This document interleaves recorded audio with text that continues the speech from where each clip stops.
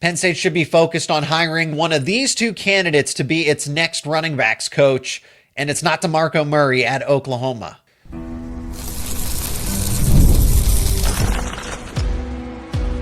You are Locked On Nittany Lions, your daily podcast on the Penn State Nittany Lions. Part of the Locked On Podcast Network, your team every day. You are locked on to Penn State football in this episode. My name is Zach Sako, and I'm your host of Locked On Nittany Lions. Thanks so much for making us your first listen and watch every single day. Talking about the running backs coach vacancy and how DeMarco Murray became a candidate for the moment. People seem pretty excited about the prospect of that, but this is who Penn State should really be focused on, and we have an update on the connection to DeMarco Murray as well. Let's talk about the names first and foremost that Penn State should be focused on above all else. The first one that I'm going to name, because this is the best hire of the two, but I still think this other coach needs the due respect. Stan Drayton first and foremost, though. Former Temple head coach, didn't work out, 9-25 record, but he's available, and On3 is reporting that there is mutual interest between both sides. Why this is the best hire is because Stan Drayton he has the best resume of any of the available candidates, that any of the available possibilities for Penn State. And this is how you offset the loss of a J1 Sider at this point in the offseason. It's not only the impact of Sider just being unavailable and being at Notre Dame, competing against him, but now you get to, and the timing to go along with it too, but then you really offset all of that when you have someone with NFL running backs coach experience. He coached for the Chicago Bears once upon a time. He coached in the SEC, multiple stops along the SEC. He's coached in Pennsylvania for quite a bit. He played college football at Allegheny, so not a Division I football player, but he's coached at Division I schools, coached in the NFL, coached at Ohio State as well. He's from the Ohio area, so Penn State's going to be able to check off a lot of boxes here with what they want to do in terms of recruiting, in terms of presence of a running backs coach. No, he didn't work out at Temple as a head coach, but prior to that, he was an associate head coach, running backs coach, and the run game coordinator at Texas for a portion of time from 2017 to 2021. And then he coached for the Chicago Bears for 2 years. But prior to that, he was at Ohio State, and he worked with the likes of a prime Ezekiel Elliott. He helped develop Ezekiel Elliott into what he was with the Buckeyes. So the resume speaks for itself. I don't need to explain just how intriguing, how phenomenal of a hire this would be for Penn State. So someone that developed Ezekiel Elliott, Carlos Hyde, for anybody familiar with that name, and then working with the likes of a Matt Forte, who was a Pro Bowl type of running back in the day for the Chicago Bears a little over a decade ago. I mean, Drayton, to get to work with Nicholas Singleton, to get to work with Katron Allen, and then the running back depth chart behind them, Quentin Martin, Corey Smith, eventually Cam Wallace will get healthy, and he would be a boost to this present running back room. He would be a boost to recruiting as well. Like I said, he's been a head coach. He has the proven track record of developing running backs into NFL caliber players, working with and getting the most out of running backs when they are in the NFL. So that's going to go a long way. If they can get Stan Drayton, that is the best possible hire to replace J1 Sider. And then all those issues about, well, going up against Sider and recruiting against him and the void that he's going to leave behind, Stan Drayton takes care of all of that. Let me mention another name, and we're going to get to talk to a West Virginia expert, Mountaineer Paul of Locked On West Virginia, to get a better understanding of Chad Scott. Chad Scott is the current running backs coach at West Virginia, and he was actually retained by staff. Rich Rodriguez let a number of other coaches go, but retained him on staff because they know how valuable he is.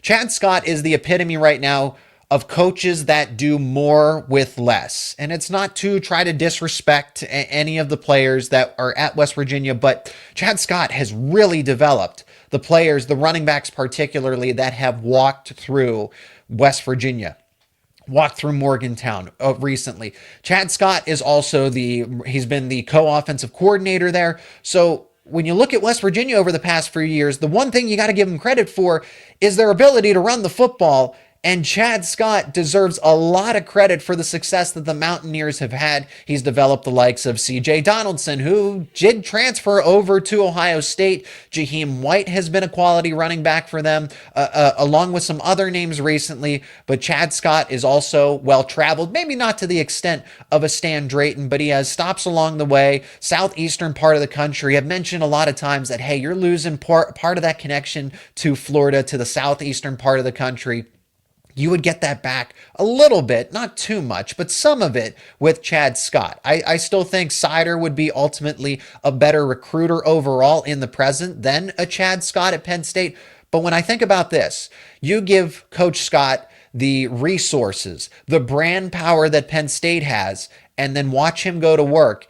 And then that would be, right, that would be the ideal situation. You give him more resources that he can utilize to his advantage, whereas West Virginia doesn't exactly have all of that, at least all of what Penn State has. And it's fair to say that.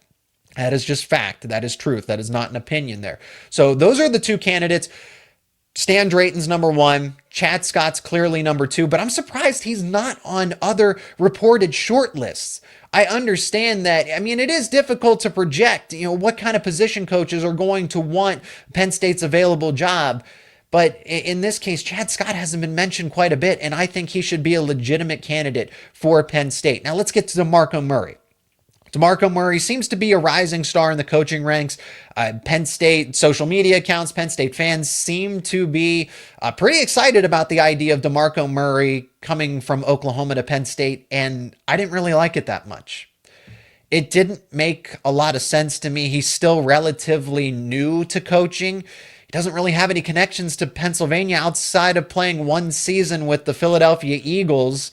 And from what I remember, it wasn't really the best season either. He was a Dallas Cowboy through and through. He's from the Nevada area, and Oklahoma's his home. That's where he graduated from. That's where he went and played college football. And he's just going to be all in, committed to Penn State. Doesn't sound like that. Reports, news outlets close to Oklahoma are reporting that there was at least a phone call, there was a discussion, and that Murray's all in on Oklahoma. Even if he did end up at Penn State, how long would he have stayed at Penn State? I can at least envision the likes of a Stan Drayton, who spent so much time in Pennsylvania, being at Penn State potentially for 3-4 years, and then the value he has as being an associate head coach, coaching in the NFL. Now, I know DeMarco Murray played in the NFL, but he hasn't, like I said, he doesn't have the coaching resume that a Drayton does, or even a Chad Scott. Okay, what about his recruiting ability? If Penn State really wanted to push into the Texas area, I suppose Oklahoma, Texas, right? The Midwest, the Southwest. But it's not like DeMarco Murray is this elite recruiter through and through. Per 24/7, according to the 2024 cycle, he was the 35th best overall recruiter in the SEC. That doesn't really carry a lot of weight in this case. So he's not an elite recruiter. He's just getting started in coaching. I'm not sure that it's just the best fit right now with what Penn State wants to do. Penn State wants to dominate the state of Pennsylvania, doesn't have a lot of connections, if any, remaining from his time with the Eagles, but does not have strong connections within Pennsylvania. Who knows what his timeline would have been in Happy Valley, and he doesn't have the longest track record as a college football coach. It would have been a fine hire. I just wouldn't have been personally the biggest fan of it. Just to give another update, Demir Shaw, somebody that was on the short list for Penn State running backs coach candidates. He is the running backs coach at Rutgers. He got an extension, so he's going to stay there. But Penn State is very clear with what it wants to do. It wants a coach that is going to have Pennsylvania, New Jersey connections, strictly, not necessarily strictly, but ones that are the strongest in the Northeast area. Penn State wants to continue to dominate the state, branch out from there, but really start to work their way back into New Jersey. So that's going to be key here. I think you can do that with Stan Drayton. I think you can do that with Chad Scott as well. I don't know that there are a lot of realistic candidates out there, especially available candidates that are going to fit those categories. But we are going to get a better perspective on Chad Scott. We're also going to talk to Mountaineer Paul about Andrew Jackson, who Penn State just hired. He was the Mountaineers defensive line coach. We're going to get all that and more in a crossover segment coming up next here on Locked On Nittany Lions. And today's episode is brought to you by Wayfair. After the holiday hustle, and I know the holidays seem like they were a long time ago, but there is nothing like giving your home a little TLC.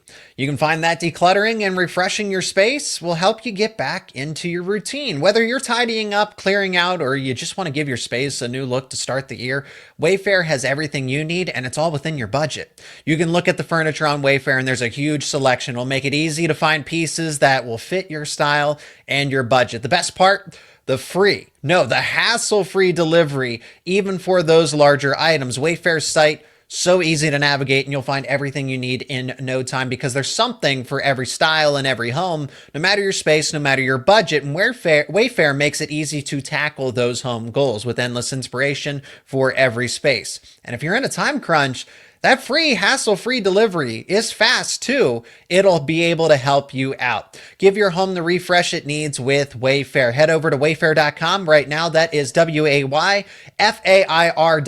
Wayfair, every style, every home. So Penn State just recently lost J1 Sider to the Notre Dame Fighting Irish. And now Penn State's in the market for a running back coach. And while nothing has been officially reported, there's at least rumblings that, hey, eventually Chad Scott is going to be a premier candidate for somebody, and Penn State just might happen to be the school this time around. So, Paul, I'm glad we get to chat about this today. I think this would be a slam dunk hire if Penn State does this. Now, there are obviously some other candidates as well where Penn State couldn't go wrong. But I'll say this, if Penn State does hire Chad Scott away from West Virginia, the results speak for themselves. I don't think there's very few other coaches that have been able to do more with less than Chad Scott. Yeah, he's truly unique. He's a unique guy. He has a unique perspective on life in general. The way he speaks, the way he interacts with the press, the way he just does everything is so Chad Scott. And, man, what he does better than anybody I've ever seen is forge relationships with his players. We hear about this a lot with coaches. They forge relationships with their players. Chad Scott is elite, capital E, at doing that. He is so good. And look, there are players on this roster right now that probably wouldn't be here springtime if he would go to Penn State, let's just say. And that's how beloved he is. West Virginia is paying him $700,000 to be the running backs coach. Like he's getting a big, he's paid his worth. Yeah, he was made. He was made. That's what he was to be an OC last year. They kept that same salary for him. And because they didn't want to, they let him go briefly, and then was like, man, we made a mistake. And because Rich Rod, I think, had a couple other people in line that he knew better, and realized, okay, I let Chad Scott almost go here, and we brought him back into the fold. And so that's another thing you wonder, like, how close is Chad Scott to the current staff? Does he feel wanted? Does he feel like he was kind of like on the back burner? There's a lot going on here now. There are the relationships with the current players to think about as well, which is always hard to pull coaches away from. But if Penn State offers him a job, it's going to be hard for him to turn it down.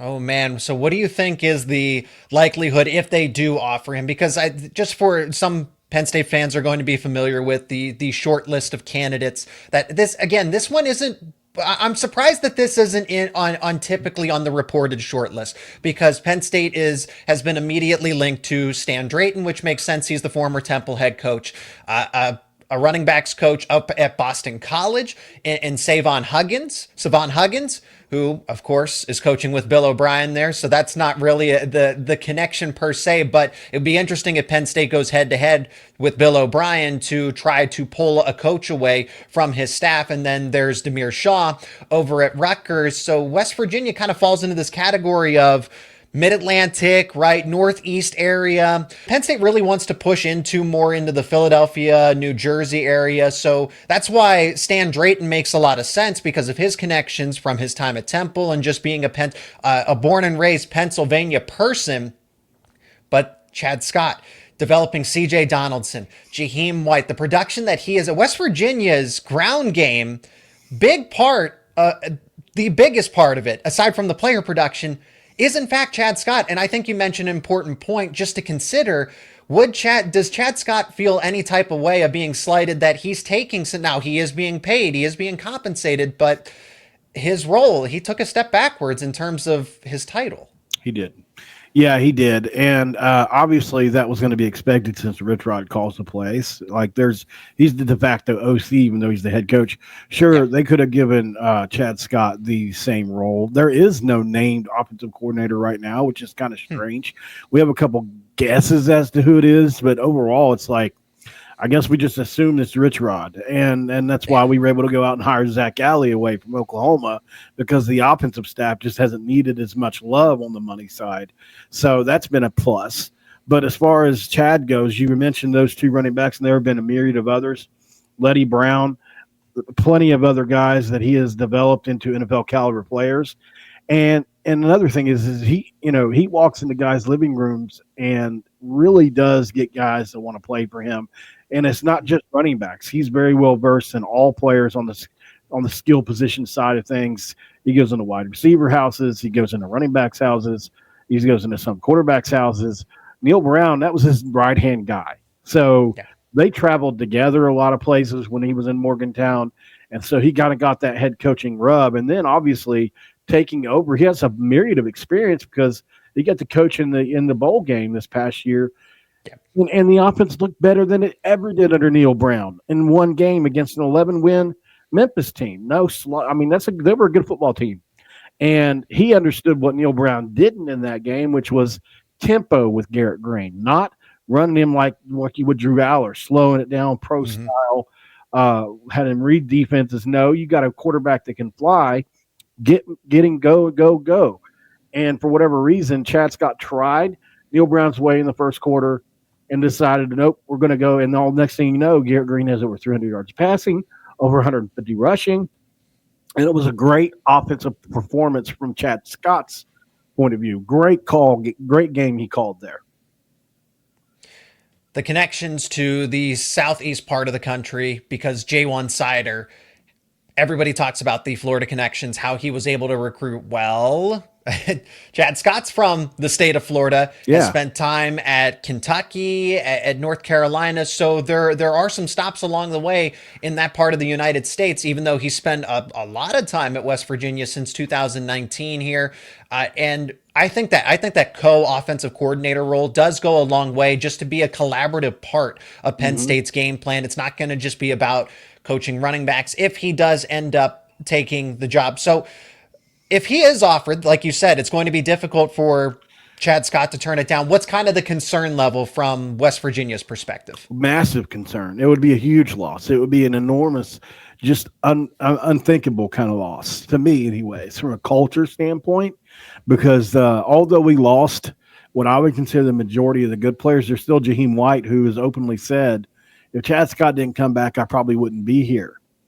The only thing that gives me any solace is that I doubt Jaheim White would want to go compete with the two hosses you guys have in your backfield when he's the guy at West Virginia. But that doesn't mean because they lost C.J. Donaldson to Ohio State. Right.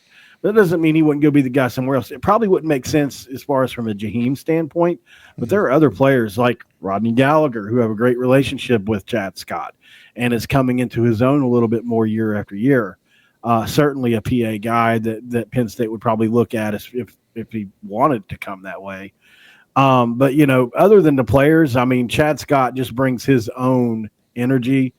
I think it's probably, I would say 60 he stays, 40 he goes. Okay. And that's pretty high, honestly. I still think he would stay at the end of the day because it's late in the process. There's some unfinished business with this team that's left over. There are guys that have invested and stayed with the program specifically because he came back. And so it would kind of be like he's leaving them in the dust in a way. And I think that's the one thing that I hold on to and say, because Chad Scott is just that loyal and that great of a person that I don't think he would leave these kids behind. But at the end of the day, you can't fault a guy for moving up a level to Penn State either. So you're balancing it there. It would certainly be a great hire from Penn State's perspective, just kind of thinking through, okay, the success with Jaheim White, CJ Donaldson when they were both available, the way the ground game was when he was the running backs coach and the co-offensive coordinator. You give him Penn State's resources, Penn State's brand power. What could Chad Scott do with that? So it would be a great hire for Penn State. There are other candidates that are maybe take precedent here, but I don't think Penn State settles any sort of way if they are able to make this hire. So we'll see how this unfolds as the running back coach search continues for the Nittany Lions. Now, somebody that Penn State is very familiar with because he was on staff once upon a time as a grad assistant. He was most recently the defensive line coach at West Virginia, and Penn State brings him back as an assistant defensive line coach. So go figure the impact that Andrew Jackson could have in this role collaborating with Deion Barnes. We'll get Mountaineer Paul's take on it on the other side of this break.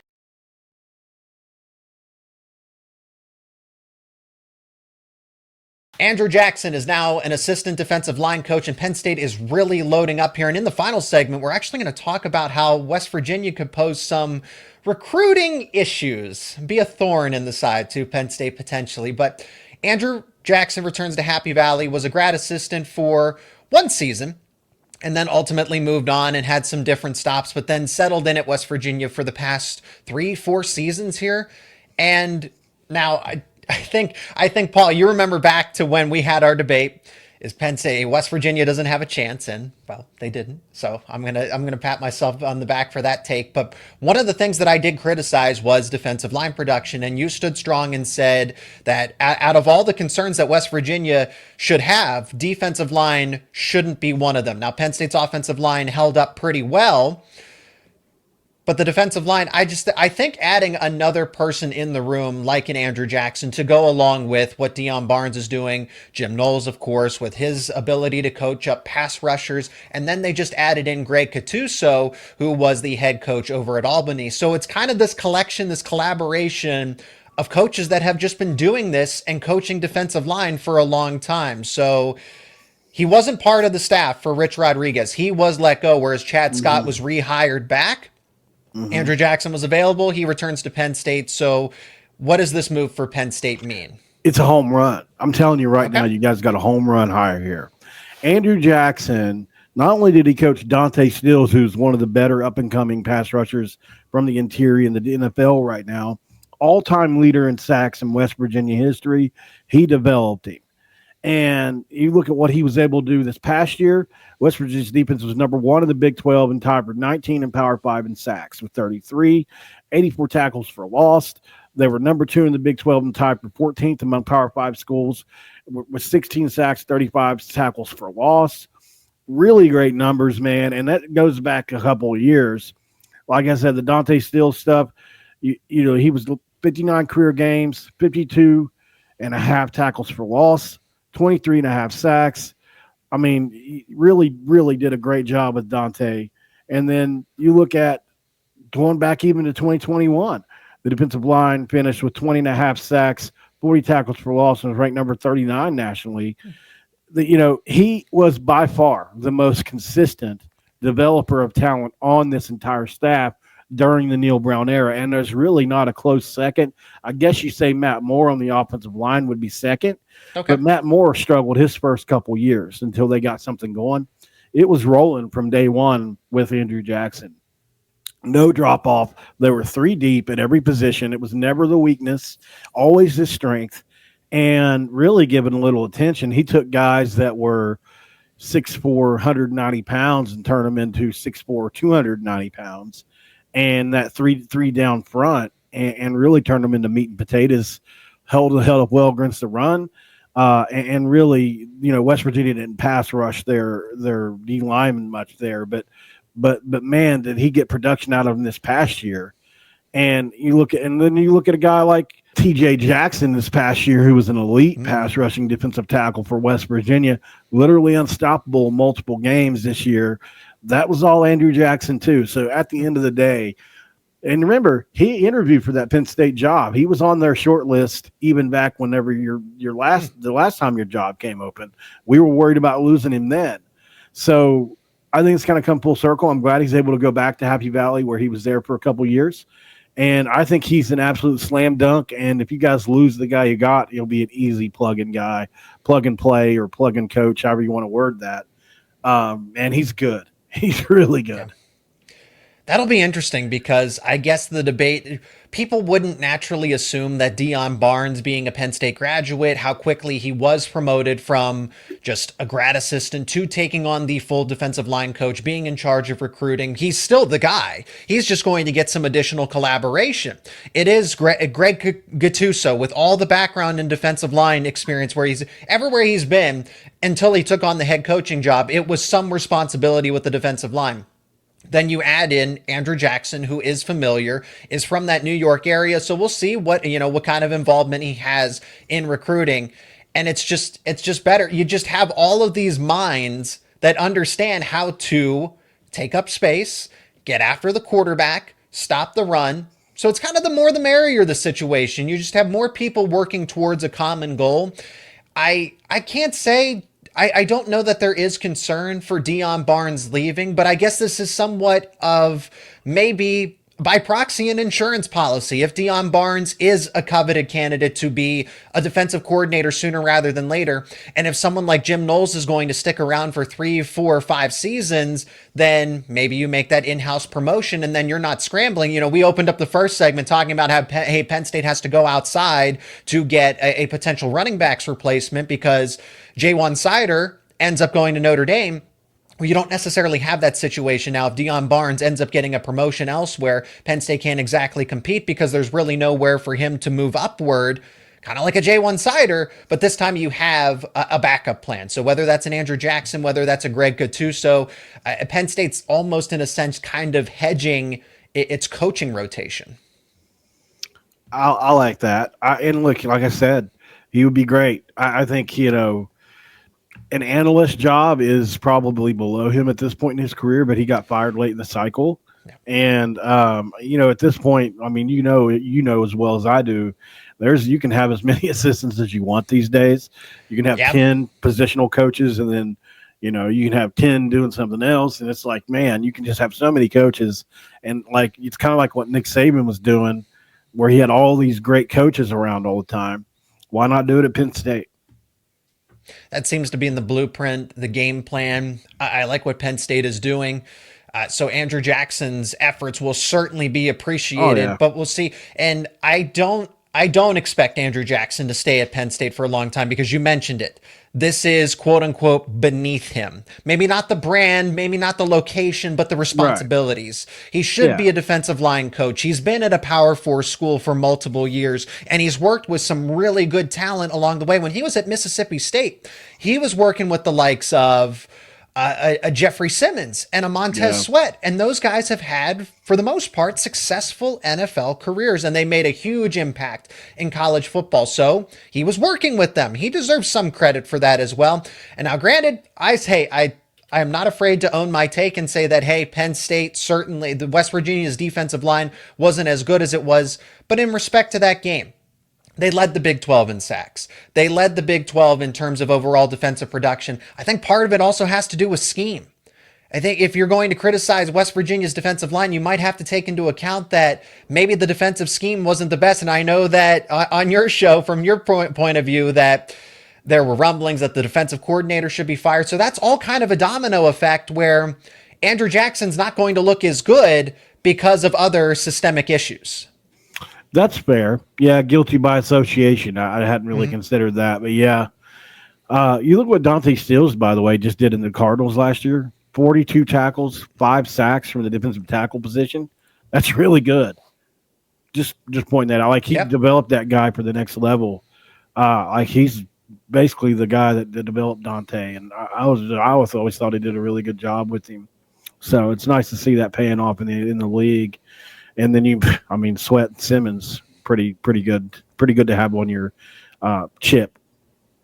Penn State fans should like this move at the end of the day, to sum it all up. And as always, thank you so much for checking out this edition of Locked On Nittany Lions and making us your first listen and watch every single day. For your second listen and watch, check out Locked On Big Ten with host Craig Sheeman. Craig puts the Big Ten first when other people seem to overlook it. All 18 schools covering them in depth. That's why it's called Locked On Big Ten. You can find that on YouTube and wherever you get your podcasts, part of the Locked On Podcast Network, where it is your team every day.